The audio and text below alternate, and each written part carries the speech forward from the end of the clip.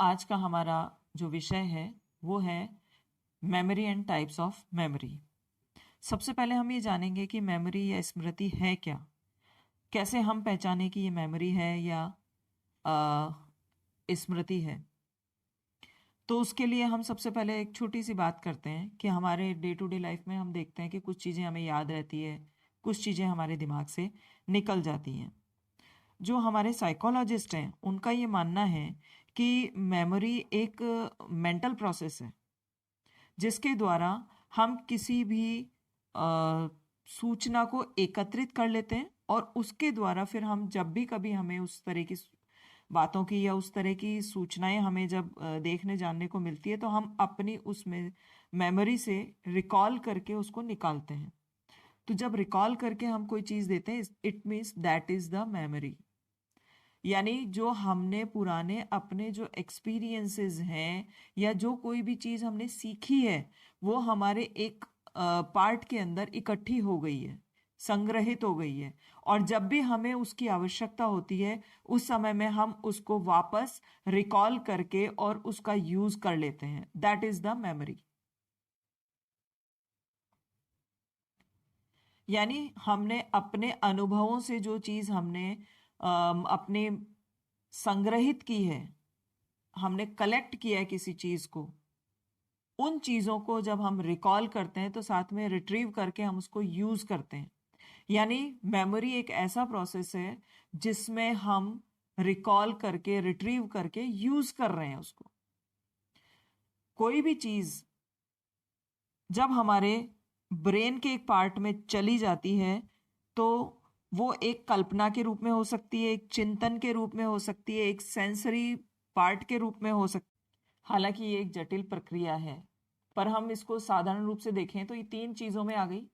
सबसे पहली चीज़ कि हमने सूचनाओं को जिस तरीके से देखा उनको हमने एक सूचना को मेमोरी के सिस्टम में रख लिया। दूसरा, हमने उनको क्या किया, जो हमने स्टोरेज किया है उनको फिर हमने जब हमें ज़रूरत पड़ी तब हमने उसको रिट्रीव किया। यानी फर्स्ट हो गया आपका एनकोडिंग, दूसरा हो गया आपका स्टोरेज और तीसरा हो गया रिट्रीवल। इन तीनों के बीच में ही हमारा पूरा प्रोसेस होता है जिसके थ्रू हम कह सकते हैं कि ये मेमोरी है, जिसको हम कह सकते हैं कि ये मेमोरी है। और इसको हम किस दृष्टि से देखते हैं, किस उसमें देखते हैं। जैसे हम एक छोटा सा एग्जाम्पल लेते हैं। आपने एक छोटे बच्चे को कुछ याद करने को दिया, उसने कुछ समय के बाद में उसे याद किया और जब आपने उसको पूछा उस समय उसने उसको अपने स्टोरेज में से निकाला और आपको रिट्रीव करके यूज करके बता दिया कि उसने ये चीज इस तरीके से देखी थी या याद की थी। अगर उसकी मेमोरी लंबे टाइम की है तो वो क्या करेगा, आप उसको अगर सो रहा है बच्चा और उस समय भी आप उसको उठा करके और उस समय पूछ रहे हैं तो भी वो अपनी स्टोरेज मेमोरी में से उसको रिट्रीव करके आपको तुरंत आपको बता देगा कि मैंने ये चीज ये इस तरीके से याद की है, देखी है, पढ़ी है। That is called memory. तो आई थिंक आपको समझ में आया होगा कि मेमोरी क्या है। अब हम आगे चलते हैं कि मेमोरी के टाइप्स क्या हैं, किस तरह से हम पहचानेंगे कि मेमोरी के टाइप्स हैं। तो हम कह सकते हैं कि मेमोरी हमेशा 3 टाइप्स की होती है। पहला सेंसरी मेमोरी, दूसरा शॉर्ट टर्म मेमोरी और तीसरा लॉन्ग टर्म मेमोरी। और उसके साथ किस तरीके से ये वर्क करते हैं। हम कोई भी चीज़ जब मेमोरी में लेकर जाते हैं स्टोरेज के लिए या एनकोडिंग हम किसी की भी करते हैं तो उसके लिए हम हमारे सेंसरी ऑर्गन्स का यूज़ करते हैं। हमारी जो 5 ऑर्गन्स हैं सेंसरी ऑर्गन्स, उनको हम यूज़ करके और उन्हें मेमोरी में डालते हैं। जब वो मेमोरी में डालते हैं तो उसमें से कुछ तो होता है जो हमारा कुछ समय के लिए रहता है और कुछ ऐसा होता है जो हमारा बहुत लंबे समय तक या कई बार तो हमारा पूरा लाइफ लॉन्ग रहता है। तो कैसे वो रहता है, किस तरीके से जाता है, इसको अब हम यहाँ समझने की कोशिश करेंगे कि कैसे हमने सेंसरी ऑर्गन्स को यूज किया, कितना हमने गेन किया और कितना हमारा निकल गया, और कितना हमारा कुछ समय के लिए रहा और कितना हमारा लंबे समय के लिए रहा। तो वो ही हम इन 3 पार्ट्स में देखेंगे। यानी कि सेंसरी मेमोरी के रूप में, शॉर्ट टर्म मेमोरी के रूप में और लॉन्ग टर्म मेमोरी के रूप में। अब हम समझेंगे कि किस तरीके से हमारी सेंसरी मेमोरी वर्क करती है। तो सबसे पहले हम किसी भी चीज को देखेंगे तो हमारे क्या होती है, मैक्सिमम हमारी दो सेंसरी ऑर्गन्स बहुत ज्यादा वर्क करते हैं, एक विजुअलाइजेशन और सेकंड हियरिंग। यानी हम सुन करके और देख करके सबसे ज्यादा हम मेमोरी को गेन करते हैं। कैसे करते हैं? मान लीजिए कि हमने किसी एक छोटे से कंपटीशन की तैयारी करी, जिसमें हमने क्या किया कि कुछ हमने आइटम्स जो हैं वो रख दिए और कुछ लोगों से कहा कि आप सिर्फ इसको 2 मिनट के लिए या 2 सेकंड के लिए या 3 सेकंड के लिए आप इसको देखें। देखने के बाद में हमने वहां से उनको हटा लिया और उसके बाद उनको कहा कि अब आप इसको राइट डाउन कीजिए कि आपने क्या क्या चीजें देखी थी। उन्होंने वो लिखा, उनमें से उन्होंने कितनी परसेंटेज लिखी है उससे उनकी मेमोरी का पता चल जाता है कि उनकी विजुअलाइज मेमोरी कितनी है। इसी तरीके से हम एक छोटा सा और कंपटीशन रखते हैं जिसमें हम कुछ आवाजें सुनवाते हैं।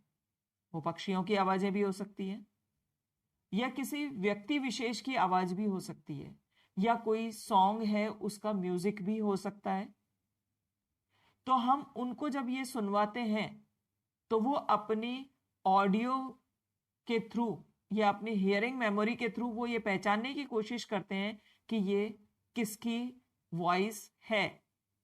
जब वो ये पहचान करके हमें बता देते हैं तो इट मीन्स उनके कहीं ना कहीं वो मेमोरी के अंदर, यानी उसके ब्रेन के उस पार्ट में वो सेव हैं, उससे उन्होंने उनको रिट्रीव किया और रिकॉल करके हमारे सामने उनको आंसर के रूप में दे दिया। यानी हमारा ब्रेन मैक्सिमम जो है वो विजुअल और हियरिंग दो तरह की मेमोरी को ध्यान में रखता है, जो आप देखते हैं और जो आप सुनते हैं। कई बार हमें टच से भी पता चलता है। जैसे हमारी, छोटा सा एग्जांपल देती हूँ, हमारी मदर है, वो हमें नहीं देख करके भी हमें पहचान लेती हैं। यदि आप सिर्फ उनको टच करोगे तो भी वो फील कर सकती हैं कि ये उनका बच्चा है। तो हम अपनी इन सेंसरी ऑर्गन्स को यूज करके मेमोरी को किस रूप में ला सकते हैं, वो सारी चीजें हैं। तो ये सबसे पहली है, जो सेंसरी मेमोरी है वो भी दो तरीके की है, यानी आइकनिक मेमोरी और इकोइक मेमोरी। आइकनिक मतलब जो हमने देखा है और इकोइक यानी जो हमने सुना है। ऑडिटरी इंफॉर्मेशन के थ्रू जो हम लेते हैं वो हमारी इकोइक मेमोरी है, और जो हम देख करके समझते हैं, याद करते हैं या हमारे ब्रेन में चला जाता है वो इकोइक मेमोरी हो गया, जो हम देख करके लेते हैं। अब हम देखते हैं कि जो सेंसरी मेमोरी है, जिसे हम संवेदी स्मृति भी कहते हैं, वो दो तरीके की है। आइकॉनिक मेमोरी जो हम देख करके समझते हैं या देख करके हमारे पास में रहती है, और दूसरी है ऑडिटरी इंफॉर्मेशन के थ्रू मिलने वाली इकोइक मेमोरी, यानी देख करके और सुन करके। ये दो तरीके की मेमोरी में ये सेंसरी मेमोरी डिवाइड होती है। तो मेरी बात आप लोगों के बहुत अच्छी तरह समझ में आई होगी कि विजुअल सेंसरी मेमोरी क्या है। यानी किसी भी चीज को हम देखते हैं, किसी भी चिन्ह को हम देखते हैं, कोई हमारी इमेज को हम देखते हैं, तो वो हमारी आइकनिक मेमोरी है, जिसे हम कुछ समय के लिए भी रख सकते हैं और लंबे समय के लिए भी रख सकते हैं। और दूसरी हमारी, जो मैंने बताया था आपको, ऑडिटरी सेंसरी मेमोरी, जिसे हम इकोइक मेमोरी भी कहते हैं, यानी हमने जो सुन करके गेन की है।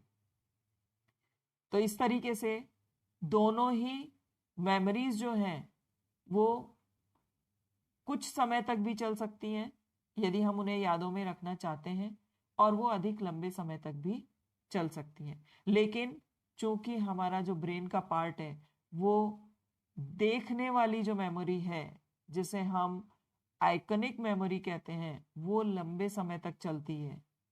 क्योंकि विजुअलाइज जो भी हम कोई चीज करते हैं वो बहुत लंबे टाइम तक चलती है, और और जो हमारी ऑडिटरी मेमोरी है वो शॉर्ट टर्म मेमोरी भी हम कह सकते हैं। तो दूसरा हमारा पार्ट आया शॉर्ट टर्म मेमोरी। अब शॉर्ट टर्म मेमोरी को हम कंप्यूटर की लैंग्वेज में भी हम बात कर सकते हैं। हम रोम और रैम दोनों चीजें जानते हैं। रैम जो है, जैसे ही हम कोई काम कर रहे हैं, अगर हमने कंप्यूटर ऑफ कर दिया तो रैम चला जाएगा। लेकिन यदि अगर हमने उसे सेव कर दिया है तो वो रोम में जाकर सेव होता है, यानी हम जितनी बार चाहें उतनी बार उसका यूज कर सकते हैं।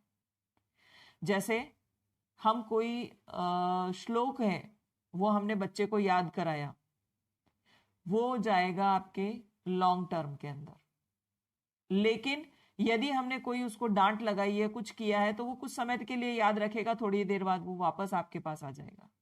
ये शॉर्ट टर्म मेमोरी है, यानी जो सिर्फ हमारे उस समय तक, जब तक हम लोग चेतन अवस्था में हैं तब तक वो यूज हो रही है, वो आपकी शॉर्ट टर्म मेमोरी है। और जैसे ही आप अचेतन अवस्था या सोने की अवस्था में हैं और उसके बाद वापस उठ रहे हैं आप, उसके बाद आपको वो कोई चीज याद नहीं है, यानी आप उसे रिकॉल नहीं कर सकते, तो वो हमारी शॉर्ट टर्म मेमोरी कहलाती है। इसको हम एक छोटे से इसमें देख सकते हैं कि इसकी कैपेसिटी कितनी होती है, इसकी अपनी लिमिटेशंस हैं, 7+ और -2।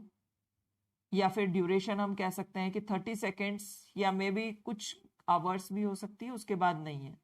जैसा मैंने आपको कहा था कि ये केवल चेतन अवस्था तक यूज होने वाली मेमोरी है, यानी यूं कह सकते हैं कि जो मेमोरी हमारी कॉन्शियस माइंड तक है वो हमारी शॉर्ट टर्म मेमोरी है, और जो हमारी मेमोरी सबकॉन्शियस माइंड तक जाएगी वो हमारी लॉन्ग टर्म मेमोरी में जाएगी।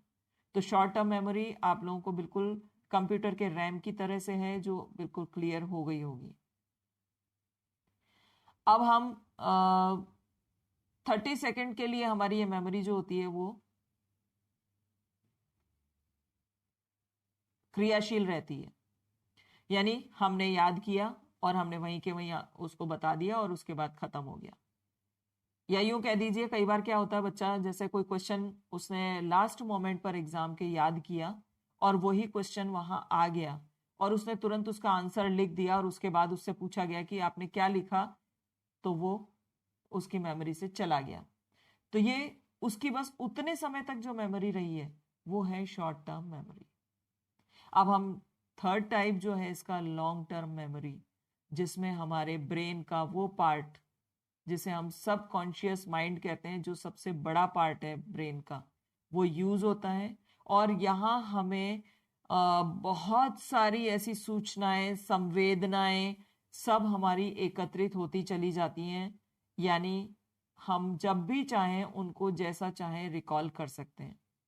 एक छोटा सा एग्जांपल देती हूँ इस लॉन्ग टर्म मेमोरी के लिए आपको मैं, कि हम हमारे किसी साथी के साथ में स्कूल में पढ़े, हमने 2-3 साल उसके साथ पढ़ाई करी, और उसके बाद में हम लंबे टाइम तक उससे नहीं मिले। मान लीजिए हम लोग बड़े भी हो गए, कॉलेज भी हो गई, हम जॉब करने लगे, और अचानक एक दिन वो व्यक्ति हमारे सामने आ जाता है।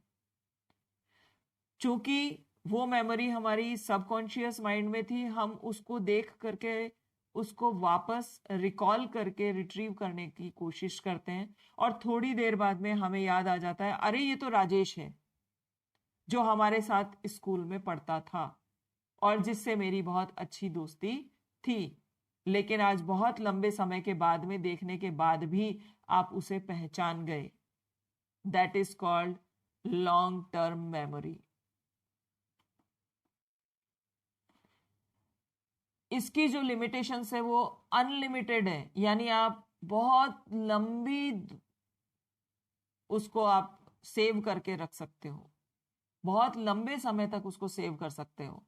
जैसे मान लीजिए जो पुराने टाइम में जो हमारे गुरुकुल हुआ करते थे, वहां पर कभी भी लिख करके कोई चीज नहीं पढ़ाई जाती थी, वहां केवल वर्बल आपको नॉलेज दी जाती थी। जो भी कुछ है वो आपको श्लोक या जो भी आपके स्तोत्र हैं या जो भी आपको सूचनाएं हैं वो सब चीजें आपको माउथ पब्लिसिटी के थ्रू दी जाती थी। एक तरीके जो भी दिया जाता था वो मौखिक रूप से दिया जाता था, और उसके बाद वापस उनसे दूसरे दिन जो गुरु होते थे वो उनसे वो चीज सुनते थे, सभी से सुनते थे, एक से नहीं, सभी शिष्यों से लगातार वो सुनते थे। तो आप सोचिए कि जिसको पूरी तरह से याद हो गई वो एज इट इज सुना देगा, जिसको थोड़ी सी याद हुई है वो थोड़ा सुनाएगा, क्योंकि हर एक व्यक्ति की अपनी अलग अलग कैपेसिटी होती है। कोई एक बार में याद करता है, कोई 2 बार पढ़ के याद करता है, कोई 3 बार पढ़ के याद करता है, और कोई ऐसे भी होते हैं जो लगातार लगातार 10-12 बार पढ़ते हैं पढ़ते हैं पढ़ते हैं पढ़ते हैं और उसके बाद जाके उनको याद होता है। यानी उनके लॉन्ग टर्म मेमोरी में कई बार पढ़ने के बाद में उनको वो चीज याद होती है। तो आप सोचिए कि वो जो गुरुकुल है वहां पर जो ये इस तरह की क्षमताएं विकसित की जाती थी, तो वो लॉन्ग टर्म मेमोरी के हिसाब से विकसित की जाती थी, जो कि कैपेसिटी में अनलिमिटेड होती थी। यानी जब चाहे जब वो उस मेमोरी का यूज करके उनको रिकॉल रिट्रीव कर सकते थे। इनके अंदर कभी भी किसी भी समय हम उसको वापस निकाल सकते हैं। जैसे आज हम लोग आरती की बात करते हैं, फॉर एग्जाम्पल हमारे बच्चे जो हैं, जब हम सुबह पूजा आरती करते हैं या भजन गाते हैं या कोई भी ऐसी चीज जो हम लगातार लगातार रोज कर रहे हैं, तो वो उस छोटे बच्चे के दिमाग में लगातार बैठती चली जाती है। और अगर आप उसको सुला देंगे, सुलाने के बाद भी अगर उसको नींदों में भी उससे कहेंगे कि तुम मुझे ये चीज सुना दो, तो वो तुरंत सुना देता है। क्यों? क्योंकि वो उसकी मेमोरी में परमानेंटली सेव हो चुकी है। और ये जो परमानेंट मेमोरी जो सेव हो चुकी है वो एक एनकोडिंग के रूप में उसकी ब्रेन में चली जाती है, और लंबे समय तक वो जब भी कोई ऐसी कोई चीज आएगी वो तुरंत उसे रिट्रीव कर लेगा, क्योंकि उन्होंने उसके ब्रेन के एक पार्ट ने उसको एक कोड दे दिया है, और उस कोड के थ्रू जैसे ही वो करेगा तो तुरंत वो उसके रिकॉल हो जाएगी और वो रिट्रीव करके आपको वो चीज समझा देगा। तो मैं जहां तक सोचती हूँ कि आपको मेमोरी क्या है, टाइप्स ऑफ मेमोरी क्या है, वो बहुत अच्छे से समझ में आया होगा। यदि आप लोगों के इससे रिलेटेड किसी भी प्रकार के कोई प्रश्न हैं तो आप निश्चित तौर पर वहां पर लिखें, ताकि मैं उनके जवाब आपको दे सकूं। साथ साथ मेरे इस चैनल को भी आप सब्सक्राइब करते रहें, जिससे कि मुझे लगातार मोटिवेशन मिलता रहे और आप लोगों को इसी तरीके से मैं नई नई चीज़ें, नई नई बातें आपके सामने ला सकूं। इसी के साथ ही मैं आज आपसे विदा लेती हूँ। नमस्कार।